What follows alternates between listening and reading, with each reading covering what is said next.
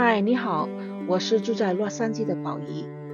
这次我想分享的是我在阳台用种植袋来盆栽菠菜的经验，请大家看我是怎么以$4的投入反败为胜，种出了可以连续采收的有机菠菜。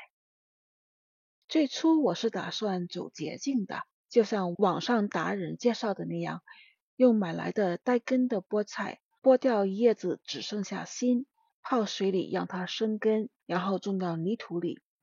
但是一个热浪加上一场暴雨，没被烧死的菠菜心都给淹死了，全军覆没。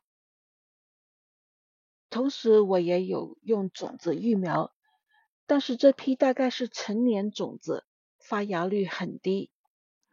这时候已经快进入冬季了，我有点着急了，看来只剩下最后一招，那就是去买苗。买的这个品种叫 Imperial Green 帝皇绿，据说是一个杂交品种，又抗寒又耐热又能抵抗病害。这样一盒6血的菠菜苗要$4，当时还觉得它贵，就只买了一盒。幸好啊，因为我买回家的时候仔细一看，原来每一血里都有好多小苗，可能是因为商家为了让菠菜苗卖相好，每一血都放了好多种子，长出来之后团团簇簇的，一眼看去是很旺盛的样子。我就想，如果把小苗分开来，那不就能多种几株了吗？小苗的根都纠缠在一起了，这样搓着把根分开是不行的。要把土用水浇透，然后才好把小苗分开。扯掉一些侧根的话是不要紧的。看，这一学就能分出10几个小苗来，把剩下5学里的小苗也分开来了。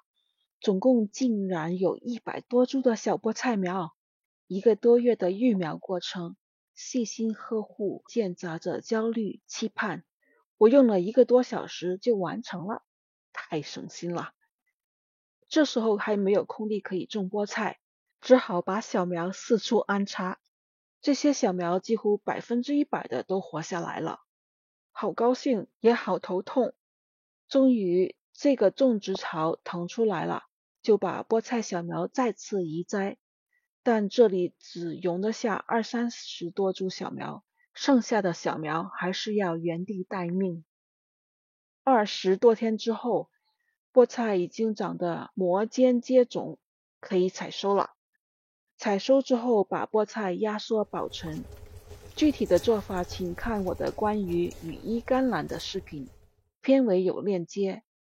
第一次采收，这个量还行吧。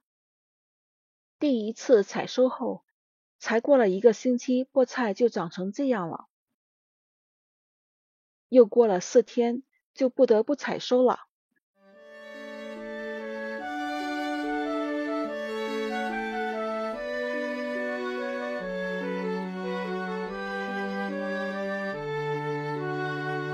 这一批的叶子又大又健壮，重量也比第一次采收有了飞跃。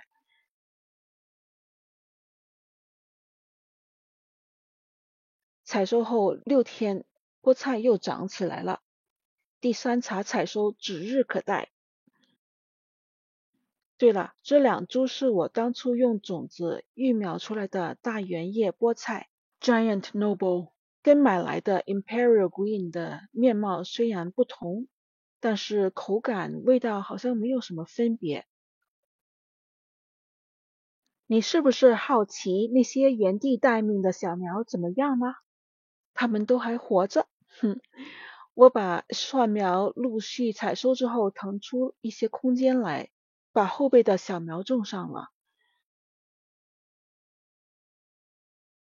种植槽里的菠菜已经采收过2次了，这些可怜的小家伙才有机会。